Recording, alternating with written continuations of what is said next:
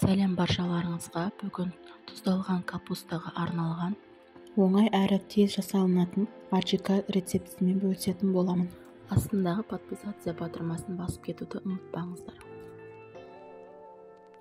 Алдымен болгарскийімізді мясорубканың аузына сиятындай етіп турап аламыз.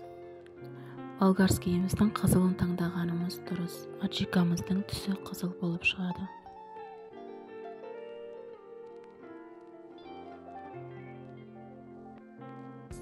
Болгарскийімізді турап болғаннан соң мясорубкамыздан өткізіп аламыз.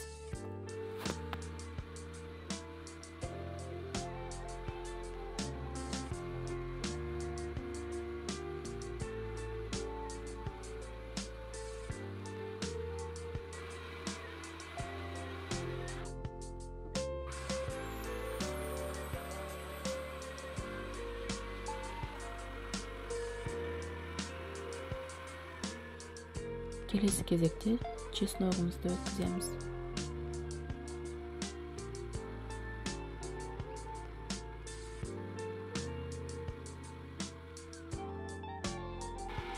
Чесногымызды өткізіп болғаннан соң қызыл қалампырымызды да өткізіп аламыз.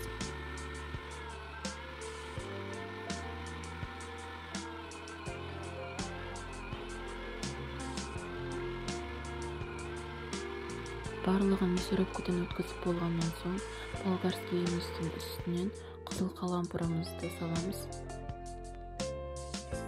Сосын артынан чесногымызды саламыз.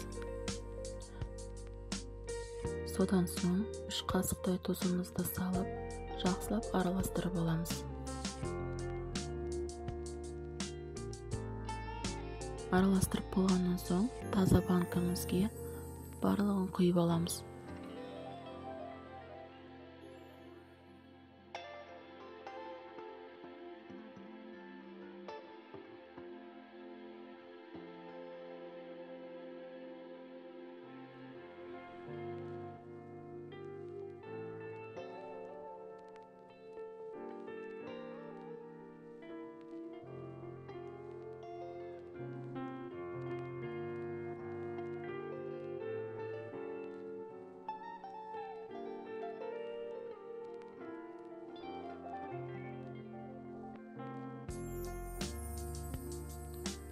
Рецепт ұнаса, лайк басып, тіркеліп кетуді ұмытпаңыздар.